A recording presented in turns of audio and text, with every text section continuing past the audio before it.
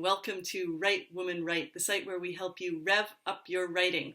Today it is my thrill to be talking to Wendy Dewar Hughes, who is an author and a coach and an artist. What else are you, Wendy?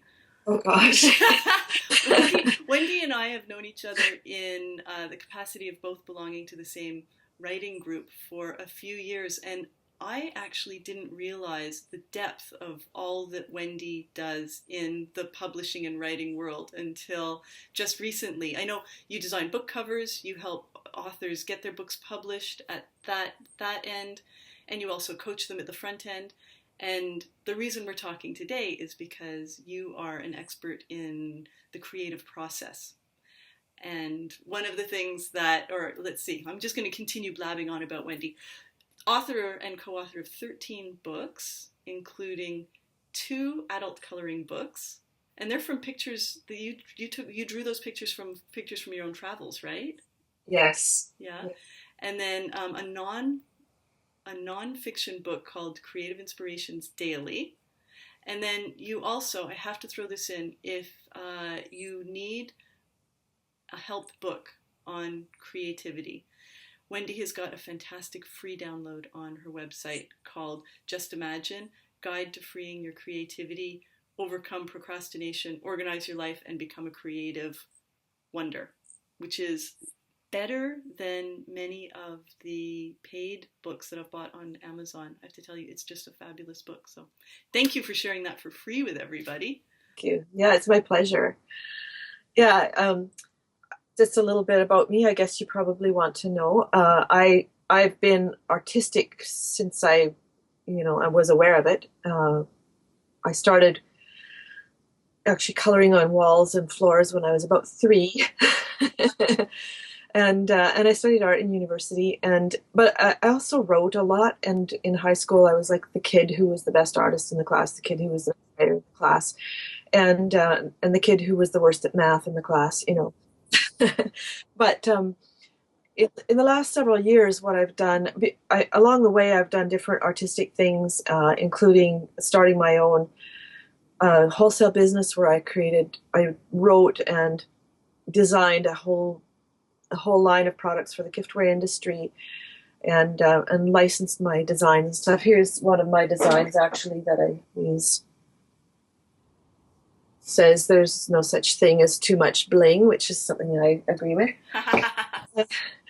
And then gradually I got into more writing because I felt compelled to write. I had a book idea and I just it just kind of wouldn't leave me alone, and the idea got more and more fun the more I thought about it. So finally I just went for it and wrote it. And then I tried the whole traditional publishing and got great feedback, but I even got offered a contract, but I didn't like it. And I thought, I'm kind of an independent thinker anyway. So self-publishing was just coming along, and, it was the timing was right for me. It's like the timing was right for everything I'd spent, 30 years learning and figuring out. So, and then people started asking me if I could help them. And I'm like, yeah, okay. So I started coaching authors through writing of the book, and these are people who had a manuscript in a drawer for 15 years and didn't know what to do with it and all that kind of thing. And because I'm an artist too and do graphic design, I just put together packages that offered everything they needed. And I'm an editor, which is not my favorite thing, so I actually outsource that to my editor. And that's how it kind of started rolling along. And now I wrote all those books during that time, but I'm branching out a little bit, and so we'll talk about that later. Well, two things occurred to me when you were talking. One, and if it's too rude of a question, don't answer it, but the fact that you were offered a traditional publishing contract and you didn't like the terms, so you decided to do the self-publishing. How old were you when that happened? That sounds like a very brave thing to do. Confident. I was in my approaching my mid-50s. Oh, okay. So that feels better to me. I thought Well, I've had a background in business. I've been in business and I've done contract work and things like that. And I just went, yeah, I don't think this is going to be very advantageous for me. And I also thought, because I'm come from an entrepreneurial family, and so we're sort of do-it-yourselfers. I grew up on a farm on the prairies, um, then it was just like, well, I think I can do this myself and do a better job. So I just went and did it. Seeing so much evidence of that, this kind of around 50 years old is where women start to really say to heck with all of those rules, and I do have the confidence to do it myself. So let me Yeah. see. So one question I have for you is, um, with your deep background in creativity and working with creatives, what happens when creatives get stuck? It happens a lot, actually. And what I've found is that people get stuck at one of two or even both areas. One is before they even begin. So it's like, I really want to do this, but the odds are so great against me. And that actually happened to me for a lot of years when I was thinking about writing books. And I would, read Writer's Digest and everything. And everybody said, this is so hard. You'll never get published. This will never happen. It was all so negative. I just thought, well, what's the point? I mean, I've got better things to do than make myself suffer. But then it kind of came to, well, what if I do it for a different reason? What if I do it because it just makes me happy? What if I do it because I love telling stories and imagining things, And what if I take what I can get? What if I sell, and I've sold lots of books, and I've found audiences for different, my books aren't all in the same genre, so there's different audiences. But so that's where I see a lot of people get stuck to start with, is they just give up before they begin. And I think to get around that, you need to look at other things besides, can I make it to the New York Times bestseller list? Mm-hmm. And the second place where people get stuck is in the middle. And I learned about this as an artist doing paintings, because I've done commissioned work, big paintings of people's houses, dogs, families, spouses, that kind of thing. And I've also done paintings that I've sold in galleries, and I've got paintings that have sold in kind of live-in homes in different parts of the world. But what I discovered was, halfway through a painting, every single one of them looks ugly. Halfway through a book, it all looks ugly. It's like, this is going nowhere. I'm sure it's terrible. So in that middle, you got to be careful about that middle, because, and just remember, everything looks ugly in the middle. Keep plowing forward. That's fabulous advice. I was actually talking to my accountability partner this morning, and she was talking about, she's working on her second novel, and she was comparing the stages of writing as the stages of grief. And she writes humor, and it was very funny the way she was presenting that. And it's I guess it's so true, that it doesn't matter how many times you go through it, you still hit those spots where this book is crap. Why in the world did I even think I could write? Yeah. Who do I think I am? What bothers you about the way, or what happens to creative people in our society? This is actually something that bothers me a lot, and that is that we have kind of a left brain culture. So anything that's right brain, that's, I just say artsy, covers a lot of it's the musicians, it's the writers, it's the sculptors, blah blah blah. Those kind of things are frowned upon, because the measure is only in money. It's the value measure. How can you do financially? Can you afford the big car? Can you live the big lifestyle? Can you this is like the culture's value system. However, those people have no idea about the artistic value system, but they're very, very happy to share their opinion as though it's the one and that they know it all. And sensitive people, who are usually the creative types, just kind of wither under it a lot of times, because it takes a lot of gumption to say, no, I'm not going to buy that. And so it bothers me a lot when I hear people say, like, I was talking to this woman one time, she said her son dearly wanted to go into theater. And she said, well, I told him that he should get a real job, he should get an education. And it's like, I'd like to smack people, sorry, say, why don't you just get a real job? I said, that is so the wrong thing to say to him. Why don't you say, you just go for it, give it all you've got, for as long as you want. You might have to supplement your income in other ways while you're getting where you want to go, and you might decide it's not for you, but live your life. And that doesn't happen all that often. And also, people don't realize how much contribution creative people make to the world. For example, the necklace that you're wearing was designed by a creative person. The print on your top, creative person. Mine's like a watercolor.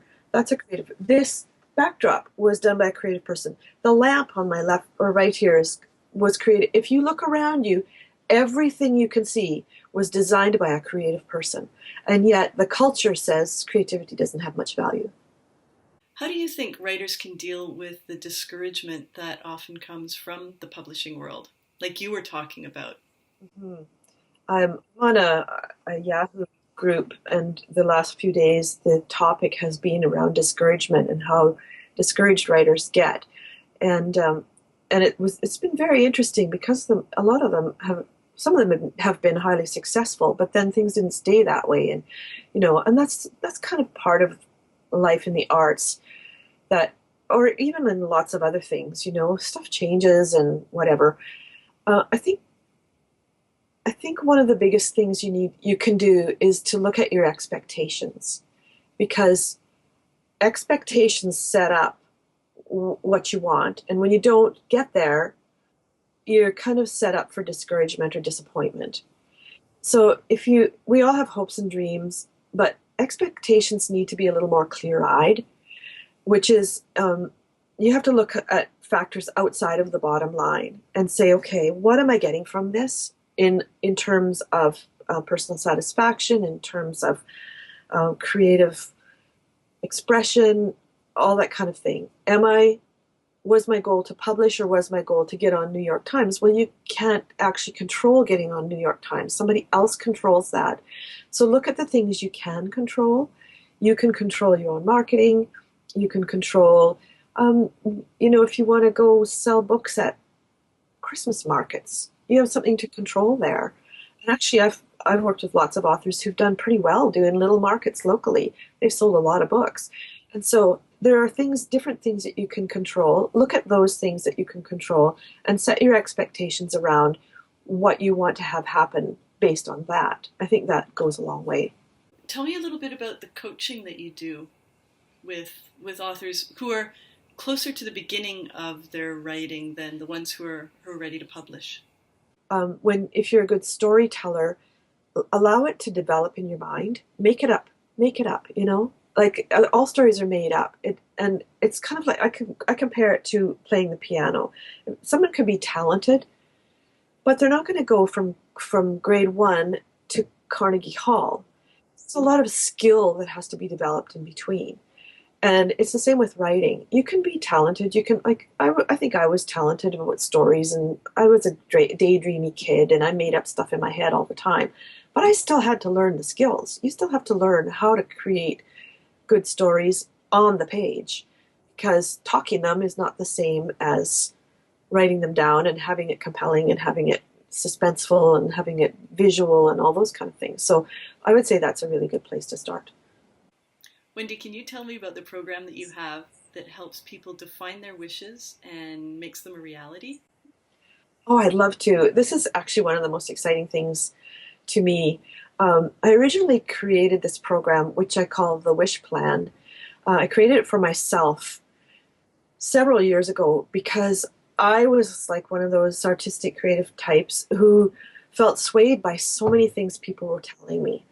And people tell you what you should want, but it's not necessarily what you do want. And so to create your life that really gives you what you want, sometimes you need help to kind of define that. And I need to know what I valued. And then because I'm really practical, I put together a system that worked for me that I just kind of went, one of my greatest strengths is a strategist. So I'm a good planner. It's like, okay, how can I make this happen? Which is how I moved my family to France. Years ago, I just said, this is what I want to do. I don't want to get to my end of my life and say, I always dreamed of doing that. I don't want to, and we didn't do it, So I put together a plan and went, okay, this is how we can do it. We had 2 children at the time whom I homeschooled. And we went and lived in Europe in a couple of different places and ended up in an estate in the south of France, which was fabulous. And it was a super experience for my kids, too. I've got 2 daughters who were 7 and 12 at the time. And it changed their entire lives, too. But the reason I did the program and kind of created it was because I just saw so many people going, oh man, I wish I could do that. I'm like, well, why can't you? I mean, sure, confidence is part of it, but just knowing what you really want and making a plan to make it happen. So I started teaching a workshop, and it was amazing what happened to people. People were just like, oh, wow, I didn't realize that this was so important to me, but I can see where I can change my life or change my career or change just what I do in the daytime or whatever. And I can make a plan to move into that. And so it was really exciting. And sometimes I would run into people later on and they're like, that program changed my life because I actually made that dream come true. Like I remember one lady who said that she always wanted to visit the war memorial graveyards in France. And she just thought, well, it's too far away, it's too big, I can't do it. But once she went through the program, she just went, oh, I have a plan. And I saw her 3 months later and she said, I've already been. It was fantastic. She said, things just worked out. I just, and she told me the steps because it doesn't just like plop on your head. Things have to happen in the practical world, right? But it's just a really, really, really exciting plan. And it's called the Wish Plan. It's at thewishplan.com. Really? And so it's done virtually? Yes, right now it's done virtually. But I also have up my sleeve something else that's kind of been, kind of burning for a while. Yeah. Do you want to hear about that? Do you want to share about that? Burning sleeves? Yes, I want to hear about burning sleeves. Yes. Okay. Well, this is an idea that I've had for a long time. It's like, you have kind of your life list, and I decided years and years ago I want to do this, and I want to do that, and I want to do that. And, like, nobody does all those things because you can't do them all at once. Right. And I thought, wait a minute, there's no reason why you can't do them one after the other. So I've done a lot of those things. I wanted to get into publishing. I wanted to write books. I wanted to have paintings in galleries. I wanted to license my artwork. I did all those things. And some of them I still do, and some of them I don't. It was like for a time. But one thing I've wanted to do is combine artistic and creative endeavors with travel. And I used to be a travel agent. Oh, how convenient. Which I followed up by being a sales manager at a hotel. So I know the inside working of travel and hotel and all that kind of stuff. But what I'm kind of working on is kind of a pop-up creative mastermind, which would be, let's go away to somewhere fabulous. Yeah. We're not going camping. Sorry, I don't do that. Just make it really fabulous, but make it a fabulous getaway where competent creative people get together to move to the next level, to take new directions. Just whatever you are. If it's time to sort of refresh where you are, if you're feeling overwhelmed, if you're at a crossroads, or you just need time to think and you want to do it around people who get you, which I think is a huge piece that for artistic people to have support from people who get you. So that's kind of in the works. I'm not sure when it's going to roll out, but I'm working on it right now. So, and if people want to stay up to date on that, they just have to subscribe to your newsletter at wendydewarhughes.com. Yes. Is that right? And then you'll also get the fabulous free ebook, which is amazing. Just Imagine, the guide to freeing your creativity. Yes, you get that. Yeah. And it's a 5-day-a-week creative inspiration. So it's just short.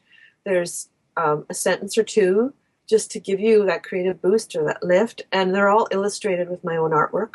The goal is to inspire people and to keep going for creative people. Don't quit. We need you. The world needs you to be creative. We need to read your stories. We need to, we need to support each other. And so I feel like my role, one of my roles, is to support creative people to just be strong and courageous. You know, have confidence. You're doing the right thing. Yeah, and the other thing I want to mention too is Just Imagine School. I kind of adopted Just Imagine as my tagline. And because a couple of things. Number one, before you can get anywhere, you have to imagine it. You have to imagine that you can. And then just imagine what will happen when you get there. So I created Just Imagine School, which is at justimagineschool.com. And I've got some downloadable programs there. Success School, Creative School, and Life School. So there's a little bit of a, different things, but all positive stuff and things that are really useful. Like I've got one on stress, living stress-free, and it's got so much good stuff in it.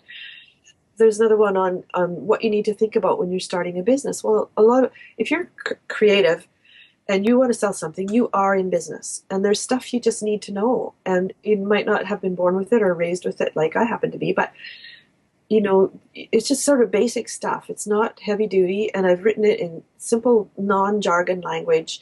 And yeah, so there's lots of stuff there at justimagineschool.com. I'm so thrilled that we connected at this level outside of the writing group, so that I could learn about your expertise in creativity and that you can share that. And I hope that lots of people sign up both at Just Imagine School and to get your creative inspirations daily. Wendy, thank you for taking time out of all that you do and sharing with us. And we'll look forward to receiving a postcard from you in the Right Woman Right postcards, and hopefully having other interactions with you.